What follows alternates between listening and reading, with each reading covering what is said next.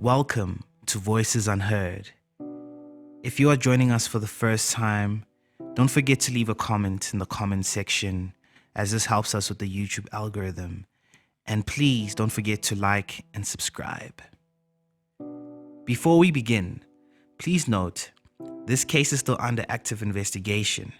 The details we share today are based on verified public reports. Some information may change as the investigation unfolds, and because the case is still in court, we will not draw conclusions until all the facts are presented. Therefore, everything discussed in this episode should be considered alleged. Today's episode is a careful, compassionate look at the story of a 16-year-old Khayalitsha Mahlanganisi, a life cut short in an attack that has shaken a community and reignited urgent questions about violence, prejudice, and the promise of justice in South Africa.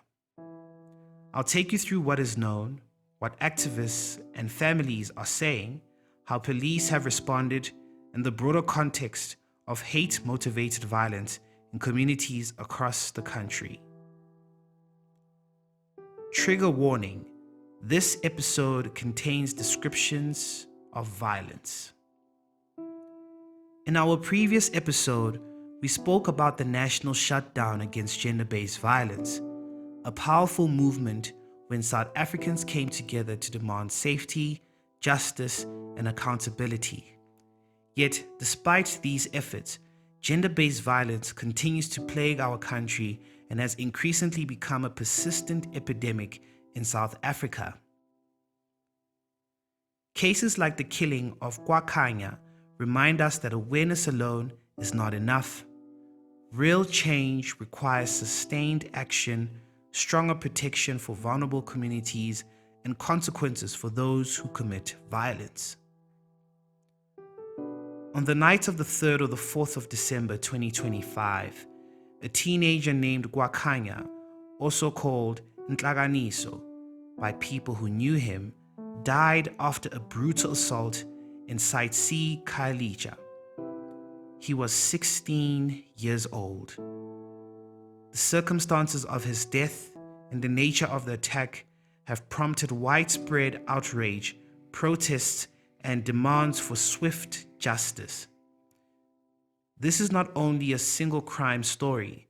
For many, it has become emblematic of a pattern of violence against LGBTQIA+ people in South Africa. Before we go into the details, let's remember the person at the center of this story.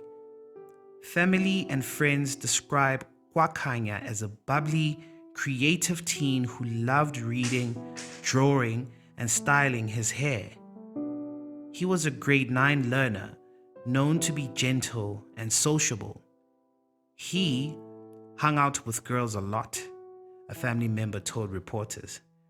Those who loved him say he harmed no one. He was a child with dreams and a future that has been taken from him.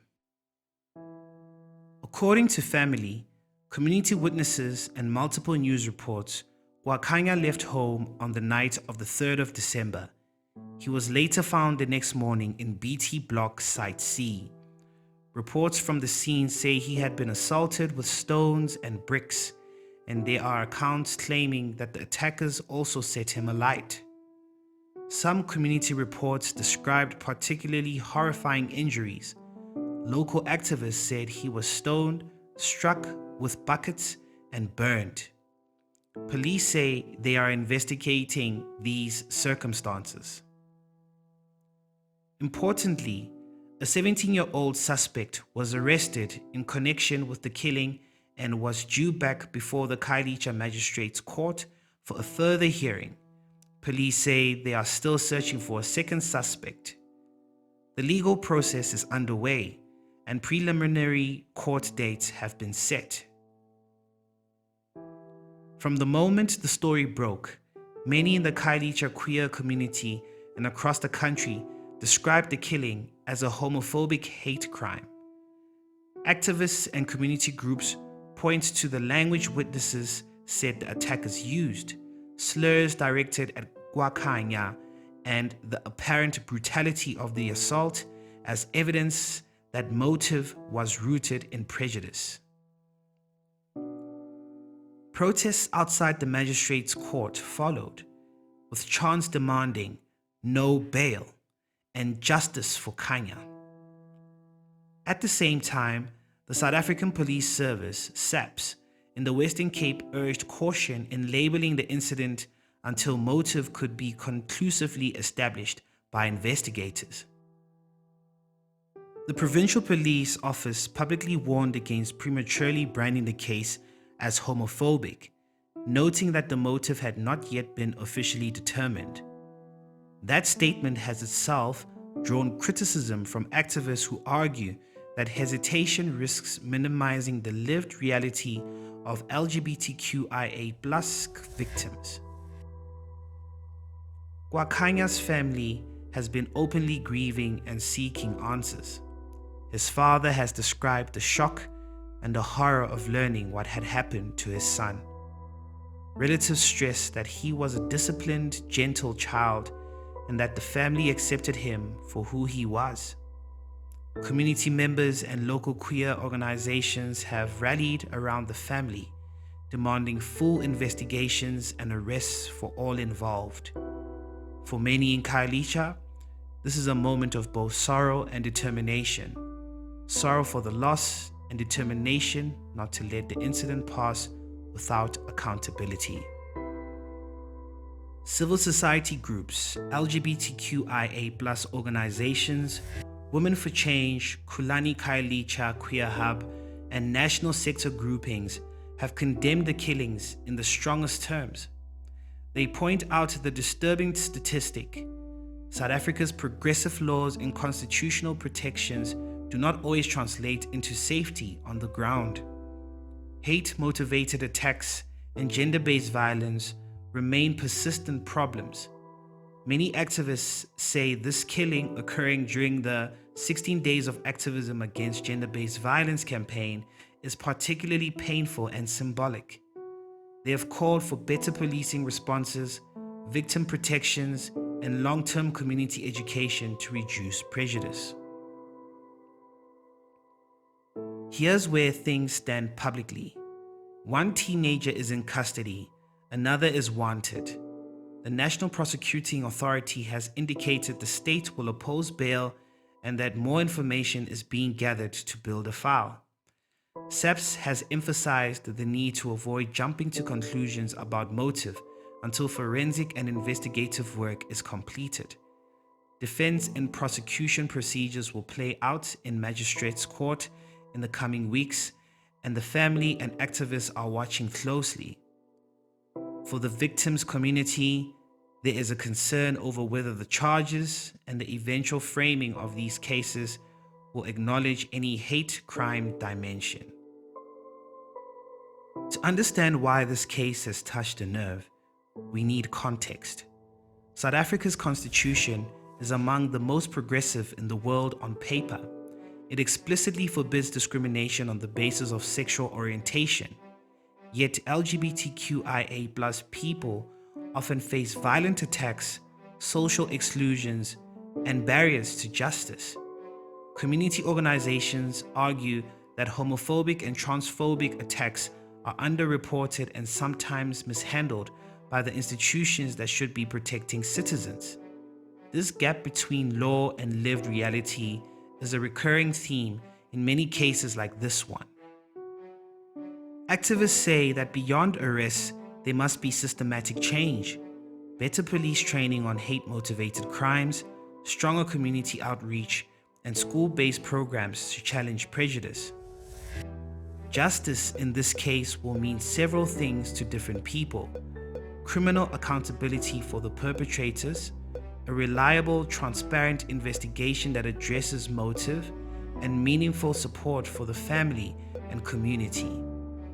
For the broader public, justice might also mean policy shifts, more resources for investigations of hate crimes, sustained education efforts, and judicial clarity on how hate motives are prosecuted. Activists also call for state agencies to work with local organizations to ensure survivors and families are not re-victimized by systems that are supposed to help them. If you are listening and want to help, there are constructive steps you can take. Support local LGBTQIA+ organizations with verified track records. They provide victim support, legal help, and community programs. Search for organizations active in Khayalitsha and in CapeTown. If you have information about the case, contact the Western Cape SAPS tip line or Crime Stop anonymously. Do not share unverified or graphic images on social media. It re-traumatizes families and can interfere with investigations. Push for accountability. Follow court developments. Ask public representatives how the police are being supported to investigate hate crimes, and demand training and resources for field officers. Donate to credible victim support groups who help families with counseling, funerals, and legal fees. Wakhanya's death is a tragic reminder that progress on paper does not erase prejudice in people's lives. His family's grief and her community's anger are real and immediate. For now, the courts will run their course. While that happens, the larger work continues to make homes, schools, and public spaces safer for everyone, regardless of who they love or how they express themselves. If you are a member of the LGBTQIA+ community and you need support, please reach out to local helplines and community organizations. If you are a parent or a teacher, have that conversation with the young people in your life. Ask questions, listen, and make space. Thank you for listening to today's edition of Voices Unheard.